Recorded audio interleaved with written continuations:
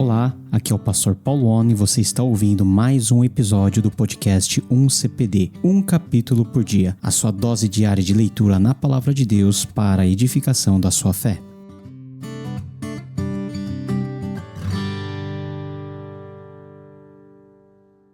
Leitura de hoje, Mateus capítulo 4. Então Jesus foi levado pelo Espírito ao deserto para ser tentado pelo diabo. Depois de jejuar 40 dias e 40 noites, teve fome. O tentador aproximou-se dele e disse: Se és o Filho de Deus, manda que essas pedras se transformem em pães. Jesus respondeu: Está escrito: nem só de pão viverá o homem, mas de toda a palavra que procede da boca de Deus. Então o diabo o levou à cidade santa, colocou-o na parte mais alta do templo e lhe disse: Se és o Filho de Deus, joga-te daqui para baixo, pois está escrito: Ele dará ordens aos seus anjos a seu respeito, e com as mãos eles o segurarão, para que você não tropece em alguma pedra. Jesus lhe respondeu: Também está escrito: Não ponha à prova o Senhor, o seu Deus. Depois o diabo o levou a um monte muito alto e mostrou-lhe todos os reinos do mundo e o seu esplendor. E lhe disse: Tudo isso te darei, se prostrado me adorares. Jesus lhe disse: Retire-se, Satanás, pois está escrito: Adore o Senhor, o seu Deus,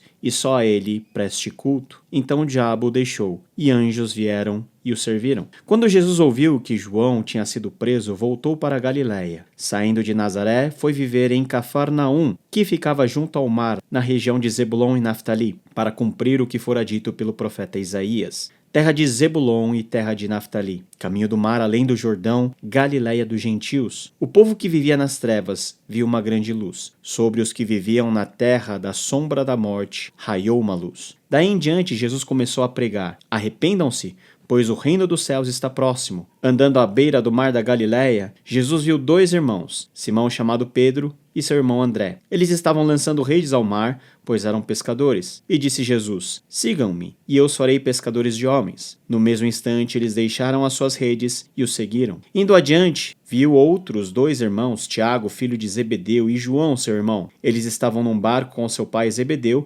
preparando as suas redes. Jesus os chamou, e eles, deixando imediatamente seu pai e o barco, o seguiram. Jesus foi por toda a Galiléia, ensinando nas sinagogas deles, pregando as boas novas do reino e curando todas as enfermidades e doenças entre o povo. Notícias sobre ele se espalharam por toda a Síria, e o povo lhe trouxe todos os que sofriam de vários males e tormentos, endemoniados, loucos e paralíticos, e ele os curou. Grandes multidões o seguiram, vindas da Galiléia, Decápolis, Jerusalém, Judéia e da região do outro lado do Jordão. O capítulo 4 começa com esse relato impressionante da tentação de Jesus. Mateus, junto com Lucas, são os únicos evangelistas que nos narram esse episódio. Movido pelo Espírito Santo, e é interessante que essa referência é feita aqui, Jesus vai para o deserto para ser tentado pelo diabo. Então parece que estava claro na cabeça de Jesus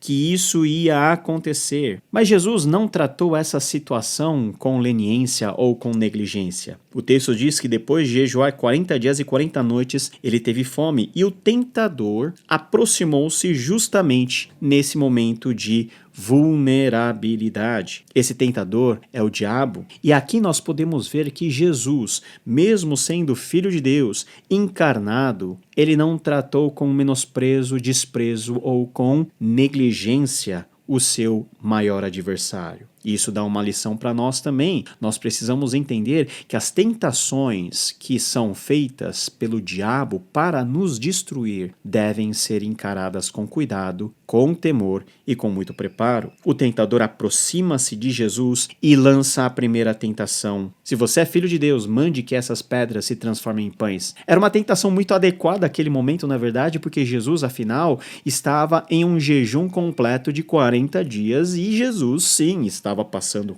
fome. Jesus queria comer alguma coisa. Mas Jesus não deu vazão à sua vontade como o diabo queria que Jesus fizesse. Para Jesus, existia algo muito maior do que a própria comida. E existia uma vontade muito maior do que a vontade do tentador, que era a vontade de Deus. E é por isso que Jesus cita Deuteronômio capítulo 8, versículo 3. Está escrito: nem só de pão viverá o homem, mas de toda a palavra que procede da boca de Deus. Então, diz o texto, que o diabo leva Jesus à cidade e coloca na parte mais alta do templo. O templo era a construção mais alta da cidade de Jerusalém. Jesus poderia ver todas as coisas, mas Jesus poderia olhar para baixo. E o diabo vem e lhe diz: se és o filho de Deus, joga-te daqui para baixo, pois está escrito: ele dará as ordens aos seus anjos a seu respeito. Você pode até se jogar, mas os anjos vão vir e vão te acudir para que você não tropece em alguma pedra. Se na primeira tentação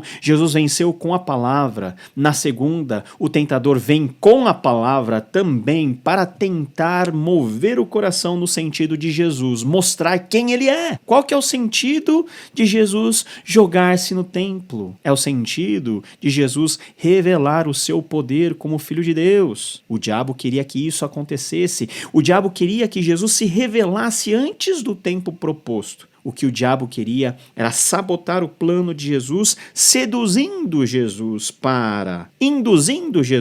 a se jogar. E Jesus novamente responde: também está escrito. Se o diabo vem com a palavra, distorcendo a palavra, Jesus contra-ataca com a palavra da verdade, dizendo: não ponha à prova o Senhor, o seu Deus. Da boca de Jesus sai uma declaração cristológica muito relevante. O tentador não poderia tentar Deus. Jesus estava se colocando nesse papel. E a terceira tentação: o diabo leva Jesus a um alto monte e mostra todos os reinos e todo o esplendor do mundo. E o diabo escancara a sua intenção e diz: tudo isso te darei se prostrado me adorares. O diabo pega em primeiro lugar na fome de Jesus, na sua fragilidade física. Em seguida, o diabo ataca no ego de Jesus Cristo. E em terceiro lugar, o diabo escancara todas as coisas, faz uma proposta efetivamente indecente: vou te dar tudo se você me adorar. Como que Jesus venceu essa tentação? E que tentação, hein? Ele novamente diz o seguinte: retire-se, Satanás, pois está escrito: adore o Senhor, o seu Deus, e só a ele preste culto. Essa declaração central do judaísmo, declaração que está lá em Deuteronômio capítulo 6, é a máxima expressão da fé do judeu. Ainda que o diabo ofereça, e detalhe, o diabo estava oferecendo aquilo que na verdade ele não tem para dar. Jesus diz que só o Senhor pode ser adorado. Então o diabo deixou, e os anjos vieram e o serviram. Nós podemos entender que o tentador, o adversário das nossas almas, também vem a todo instante nos tentar. E é interessante nós pensarmos que essa tentação de Jesus aconteceu para que Jesus mais uma vez se identificasse conosco, entendesse o que acontece conosco, nós que somos pecadores. Mas como Jesus é Deus, ele entende a nossa posição, mas triunfa todas as coisas e triunfa sobre todas as tentações e sobre todas as seduções maldosas e destrutivas do diabo. Mais para frente, o autor de Hebreus, lá no capítulo 4, a partir do versículo 15, vai dizer: pois não temos um sumo sacerdote que não possa compadecer-se das nossas fraquezas, mas sim alguém que, como nós, passou por todo tipo de tentação, porém sem pecado. E assim aproximemo-nos do trono da graça com toda a confiança, a fim de recebermos misericórdia e encontrarmos graça que nos ajude no momento de necessidade. Jesus conhece o nosso momento de necessidade, porque ele passou por esse momento de necessidade. Mas Jesus, ele pode nos ajudar a triunfar sobre esse momento, porque ele triunfou como nosso sumo sacerdote. Você está passando por algum momento de tribulação? Você está sendo tentado nas suas necessidades necessidades físicas. O seu ego está sendo massageado para que você tenha uma visão muito além daquilo que você é, ou você, de forma escancarada, está sendo tentado a abandonar os seus valores, a abandonar a sua fé, a se curvar a Satanás em troca de algumas migalhas que você pode ter aqui no mundo. Fique firme na fé, olhe para Jesus, veja o que Jesus fez, encha-se da palavra, porque o mesmo Jesus que foi tentado é o Jesus que pega em nossa mão e nos ajuda a triunfarmos sobre tudo isso. E, energizado pelo Espírito Santo,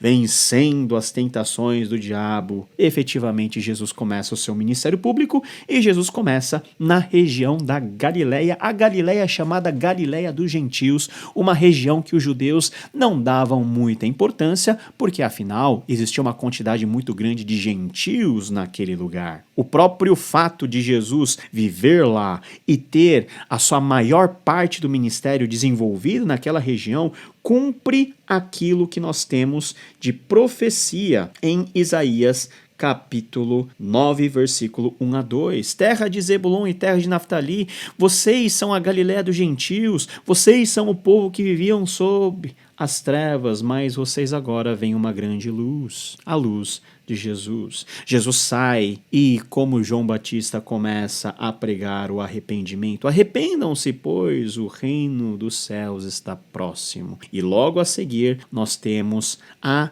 chamada, a vocação dos primeiros discípulos. É interessante que na beira do mar da Galileia, Jesus chama os primeiros discípulos, que eram pescadores, Pedro, André, Tiago e João, que seriam seus principais auxiliares. Largam tudo em vista do chamado de Jesus: sigam-me e eu os farei pescadores de homens. Você já imaginou ouvir esse convite de Jesus Cristo? Vocês estão pescando agora, mas eu vou mudar radicalmente a vida de vocês. Vocês vão pescar homens. E no mesmo instante, em um ato de obediência, eles largaram tudo, suas redes. E o texto diz que Tiago e João largaram até o seu pai e foram seguir Jesus. Essa é a atitude inicial do nosso processo de discipulado. Nós olharmos para Jesus, entender que em Jesus nós podemos ter a resposta de todas as questões que borbulham em nossa cabeça, podemos ter o alento em nosso coração, podemos ter a perspectiva de transformação das nossas vidas e simplesmente, diante do segue-me de Jesus, nós abandonamos tudo. Não é porque nós não gostamos daquilo que abandonamos, mas é porque vemos em Jesus algo muito maior, algo que vale muito mais a pena do que aquilo que nós, no presente momento, temos. E esse Jesus, junto com os seus discípulos, começam a rodar por toda a região da Galileia, pregando o reino de Deus, curando as enfermidades e doenças entre o povo. Nós vemos que o ministério de Jesus não é apenas um ministério verbal, na medida em que ele prega o evangelho. É um ministério de contato, de restauração. Quando ele vai lá e cura a enfermidade e a doença de todos aqueles que se aproximam dele, inclusive dos endemoniados, Jesus mostra que ele tem muito mais a oferecer do que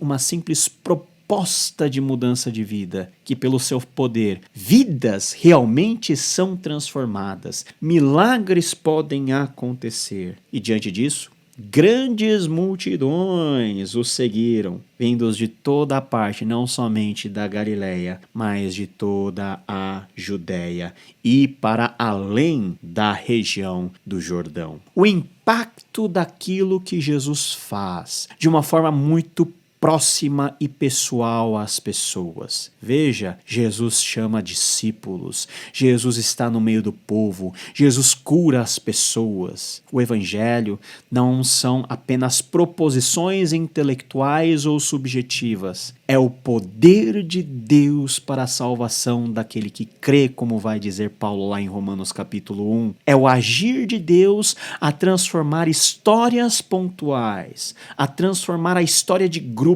a reverter os efeitos do pecado e da queda, a curar doenças, a restaurar famílias, a libertar endemoniados. E é muito interessante ver que o capítulo 4 começa com Jesus triunfando sobre o adversário das nossas almas e termina também com Jesus, decretando a libertação de tantas pessoas que viviam sob o jugo de Satanás, com a sua palavra, com o seu ministério. Jesus é apresentado aqui como cumprimento de todas as expectativas de um Salvador, o Deus encarnado, aquele que vem e vence o inimigo, aquele que vem e transforma a vida dos seus discípulos. A minha oração para você que está ouvindo esse episódio é que você também seja impactado com esse poder, com o poder de Jesus de Nazaré. E que, empoderado por aquilo que Jesus fez, e eu acho que podemos usar esse termo, nós possamos viver uma vida que experimenta esse agir, esses frutos do Evangelho. Não apenas em nós, mas também ao redor de tantas pessoas que também precisam ouvir da mensagem de Jesus e terem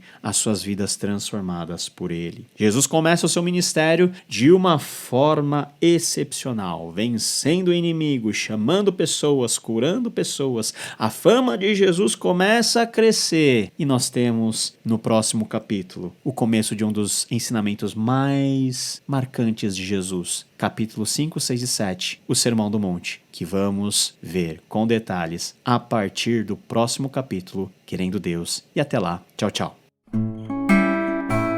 Você ouviu mais um episódio do podcast 1CPD, um capítulo por dia. Direção executiva, Rodrigo Leitão. Direção de arte e criação, Guilherme Amarino.